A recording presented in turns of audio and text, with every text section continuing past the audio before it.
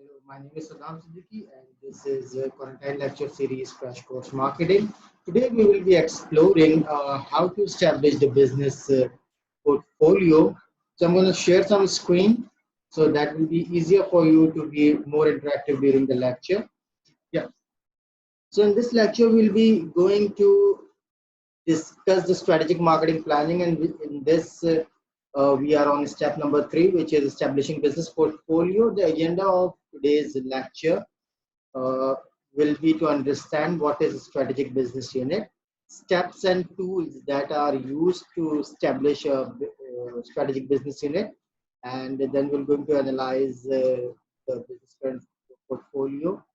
And lastly, but the most important part of today's lecture will be BCG metrics, Boston Consultancy Group metrics, a classical approach to analyze the current business portfolio.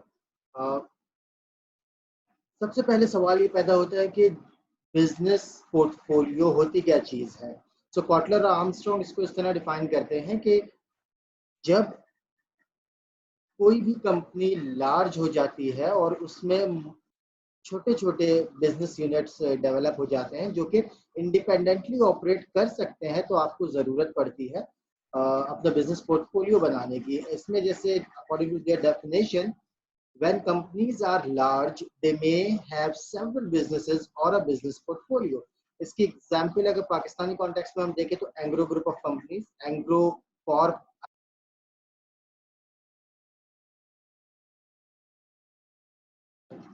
I'll say Angro Foundation is something very different. So this comprise of the portfolio, लेकिन सिर्फ portfolio business strategic level पर नहीं होता. बाज़ औक़ात product to product portfolio भी design किया जाता है. अगर हम एंग्रो की मिसाल को ही आगे लेके चलें तो ओमोर का जो स्ट्रेटेजिक पोर्टफोलियो है वो डिपेंडेंट नहीं है एंग्रो कॉर्प के ऊपर या एंग्रो यूरिया के ऊपर.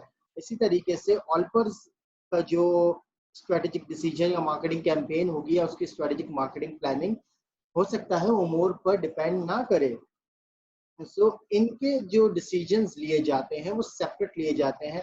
और जब आपको लगे कि बिजनेस में वो वक्त आ गया है कि आप अब अपने बिजनेस के लिए बिजनेस में सेपरेट पोर्टफोलियोज या separate set of businesses develop करें, so then you have to go towards establishing separate business portfolio, which we will definitely call a strategic business unit. So I'm going to read the definition of a strategic business unit, and then we'll be having the discussion of what a strategic business unit is. SBU, a strategic business unit, is the unit of company that has separate mission and objective. Last lecture में आपको from the screen top you can find it. Last lecture के अंदर mission statement of any business बनाना सिखाया गया था, और इसके अलावा objectives क्या होते हैं, smart objectives होते हैं, वो आपको बताया गया था. तो जब आपको लगे कि आपकी जो कंपनी है उसमें सेट ऑफ बिजनेसेस मुख्तलिफ हो गए हैं, आप डाइवर्सिफाई कर गए हैं या प्रोडक्ट लाइन इंक्रीज कर गई है, आप सेपरेट डिसीजन मेकिंग करनी है, तो फिर हम करते ये हैं कि हम separate strategic business unit develop करते हैं जिसका एक डिफरेंट बिल्कुल अलहदा इंडिपेंडेंट मिशन स्टेटमेंट होता है, और इसी तरह से उसके इंडिपेंडेंट ऑब्जेक्टिव्स होते हैं. And as the definition suggests, you can see that on the screen, and the business can be planned independently from other companies businesses. Like I said, Engro group के अंदर अगर एंग्रो कॉर्प है तो उसकी डिसीजन मेकिंग बिल्कुल अलग है बनिस्बत एंग्रो फूड्स के. इसी तरह फौजी फाउंडेशन के पास फौजी फर्टिलाइजर्स की बिल्कुल डिफरेंट है डिसीजन मेकिंग. हमारी की बिल्कुल डिफरेंट है क्योंकि ऑयल एक्सप्लोरेशन कंपनी है. और इसी तरह से फौजी फर्टिलाइजर्स या फौजी ग्रुप ऑफ कंपनीज के जो B2C प्रोडक्ट्स हैं, सीरियल्स और different business to consumer product, उनकी स्ट्रेटजी बिल्कुल डिफरेंट है. कोई एक दूसरे के ऊपर स्ट्रेटेजिकली डिपेंडेंट नहीं है. जब आप उस लेवल पर भी आकर बात करें, हाँ अगर आप ग्रुप ऑफ बिजनेस में बात करेंगे तो फिर उनकी इंटीग्रेशन देखी जाएगी, लेकिन जहां तक बात है स्ट्रेटेजिक बिजनेस यूनिट की, तो वो कंपनी के डिवीजन लेवल पर भी बनाया जा सकता है. कि जैसे फौजी फर्टिलाइजर्स के, इसमें फर्टिलाइजर का एक डिफरेंट डिवीजन है। मारी पेट्रोलियम जो मारी एक्सप्लोरेशन कंपनी है उसका एक डिफरेंट डिवीजन है, उसके ऊपर भी बनाया जा सकता है। मिजान बैंक की एग्जांपल लें तो मिजान बैंक एक डिफरेंट एंटिटी है, एक डिफरेंट प्रोडक्ट लाइन सर्व करता है, और अलमिजान इन्वेस्टमेंट एक डिफरेंट प्रोडक्ट लाइन सर्व करता है। इसके साथ साथ कई कई बाज़ औक़ात product to product business unit different होते हैं। इसकी बहुत अच्छी एग्जांपल यूनिलीवर्स के को देखा जा सकता है कि उनके अक्सर औक़ात प्रोडक्ट मैनेजर्स डिफरेंट होते हैं, जिनके अपने अपने बिजनेस स्ट्रेटेजिक यूनिट होते हैं, स्ट्रेटेजिक बिजनेस यूनिट होते हैं, और वो अपने प्रोडक्ट को एक डिफरेंट स्ट्रेटेजी, इंडिपेंडेंट स्ट्रेटेजी के तौर पर संभाल रहे होते हैं। और यही जो डिवीजन है वो ब्रांड लेवल के ऊपर भी की जा सकती है। स्टेप्स और टूल्स क्या हैं जिनके जरिए आप एक अच्छा बिजनेस पोर्टफोलियो बना सकें। दो स्टेप्स हैं जो कि थर्ड और फोर्थ स्टेप है हमारे स्ट्रेटेजिक मार्केटिंग प्लानिंग का, एनालाइजिंग योर करंट पोर्टफोलियो, जिसके लिए आपको एक टूल की जरूरत पड़ती है। आप एनालाइज कैसे करेंगे अपने पोर्टफोलियो को, तो बीसीजी ग्रोथ शेयर मैट्रिक्स जो है उसके जरिए किया जा सकता है। आज के लेक्चर में हम एनालाइज करंट पोर्टफोलियो तक ही एक्सप्लोर करेंगे, नेक्स्ट में हम फिर डेवलप करेंगे फ्यूचर पोर्टफोलियो, क्योंकि स्ट्रेटेजिक अपॉर्चुनिटी मैट्रिक्स के थ्रू बनाया जाता है। So without any further due, let's go towards BCG matrix. Let me just check out. Yeah. So BCG matrix is a matrix which definitely, according to a definition of matrix, has rows and columns. And on x-axis, matlab left to right, or horizontally, you have relevant market share. उस business का उस market में कितना share है। मैंने यहाँ पर मिसाल रखी है ऐसी एक जर्नल से रिटेलर ब्रांड की, जो कि हाइपोथेटिकल ब्रांड है, एक्स ब्रांड, उसकी रिटेल चेन है। उसको हमने एक्स एक्सिस पे देखना है कि उसका रिलेटिव मार्केट शेयर क्या है, और वाई एक्सिस के ऊपर उसकी ग्रोथ रेट देखी जाती है कि उसमें पोटेंशियली कितना ग्रो कर रहा है। मैट्रिक्स को हम 4 हिस्सों में डिवाइड करते हैं। ये 2 कॉलम्स होते हैं, हाई और लो, और 2 रोज होती हैं, हाई और लो। हाई और लो,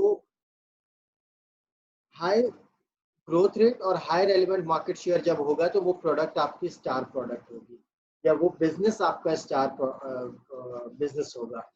जब आपकी लो मार्केट ग्रोथ रेट है और हाई मार्केट शेयर है, इसका मतलब वो आपको रिटर्न ज्यादा दे रहा होगा इन वन वे और अदर। आपका मार्केट शेयर उसमें ज्यादा है, बेशक वो मार्केट छोटी है लेकिन आपका मार्केट शेयर उसमें ज्यादा है, तो वो कैश काउ होती है, जनरेटिंग मोर कैश।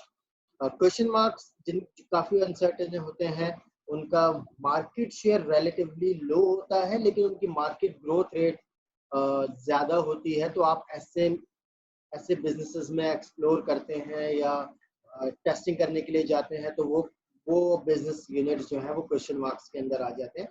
इसके अलावा डॉग्स, बाज़ औक़ात आपको सिर्फ कॉम्पिटिटर को मुंह देने के लिए एक मार्केट शेयर में रुकना, एक मार्केट में रुकना होता है। Apologies for the noise if you are hearing it.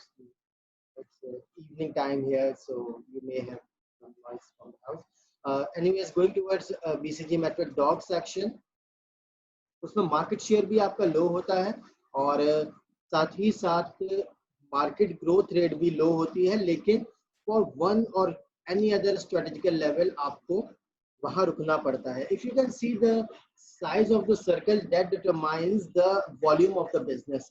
कितना, इस मेरे हाइपोथेटिकल एग्जांपल में इस रिटेल चेन के सुपरमार्केट के जो डिवीजन है वो कैश काउ है, क्योंकि उसमें मार्केट ग्रोथ कम है लेकिन उसमें इसका मार्केट शेयर ज्यादा है। इसके बरक्स जो इसके फैशन स्टोर्स हैं या जो जूस स्टोर्स हैं वो स्टार प्रोडक्ट्स हैं, रिलेटिवली मार्केट शेयर भी उसमें हाई है और जो मार्केट का ग्रोथ रेट है वो भी हाई है। हाँ, अलबत्ता मार्केट का साइज स्मॉल है। आप इमेजिन कर सकते हैं कि जूस स्टोर्स का मार्केट कितनी छोटी होगी बनिस्बत एक सुपर मार्केट के, वॉल्यूम ऑफ बिजनेस कितना होगा। तो बीसीजी मैट्रिक्स में स्टार प्रोडक्ट्स इस तरह से देखी जाती हैं जिनका रिलेटिवली जो मार्केट शेयर है वो भी हाई हो और उस मार्केट के अंदर ग्रोथ भी हो। इसमें हम ये नहीं देखते कि मार्केट का साइज कितना है, हम अपना शेयर देख रहे होते हैं कि हम कितना मार्केट के अंदर हैं।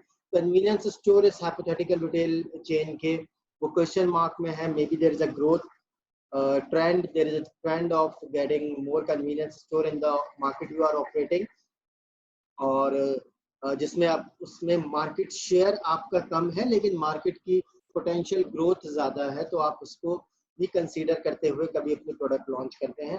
डॉग्स अलबत्ता कहा एक अच्छी डिबेट रहती है कि डॉग्स को रखना क्यों ज़रूरी होता है अपने मार्केट में। अगर आपका बिजनेस नुकसान में है तो just get out of here, why are you stucking with a business which is in loss? So there can be many reasons, a couple of them can be शायद आप अपने competitor को सिर्फ अपनी presence दिखाना चाहते हो, आप इस वजह से मार्केट में लॉस में भी ऑपरेट कर रहे होते हैं क्योंकि ग्रुप साइज में फिर आपको बेनिफिट मिल जाता है। इसके अलावा कभी कभार टैक्स इवेजन आप बचाना चाहते हैं अपने, कि हम टैक्स स्लैब में ना आए, तो एक अगर हमारा बिजनेस यूनिट हमें लॉस दे रहा होगा तो जो मे बी ओवरऑल जो ग्रुप का टैक्स है वो बच जाएगा, जो ग्रुप की इनकम है वो बैलेंस आउट हो जाएगी। There can be many strategic reason involved in choosing your position in a market share. So BCG growth matrix जो है, ग्रोथ शेयर मैट्रिक्स, वो आपको इनेबल करता है एज अ टूल कि आप उसमें जज कर सकें कि आप इस वक्त कहाँ खड़े हैं, आपके एग्जिस्टिंग ब्रांड की क्या मार्केट वैल्यूज है, क्या मार्केट प्राइस है। Thank you so very much for being with me. If you have any questions let me know. हम नेक्स्ट जो हमारा लेक्चर होगा उसके अंदर फ्यूचर मार्केट्स के ऊपर हवाले से बात करेंगे, लेकिन इस लेक्चर में हमने कोशिश की कि स्ट्रेटेजिक बिजनेस यूनिट को समझने की कोशिश करें कि एक ऐसा बिजनेस यूनिट जो कि इंडिपेंडेंटली ऑपरेट कर सकता है किसी भी ग्रुप ऑफ कंपनीज के अंदर, जो कि प्रोडक्ट लाइन की बुनियाद पर भी हो सकता है, डिफरेंट डिवीजन या सेक्टर्स की बुनियाद पर भी हो सकता है, और अपने करंट पोर्टफोलियो को एनालाइज करने के लिए इस टूल की जरूरत होती है। तो BCG growth share metric is one of the classical tool that can be used to understand your business current business portfolio. Let me know if you have any question. Thank you so very much for being with me. Stay safe, stay home. We'll catch you next time.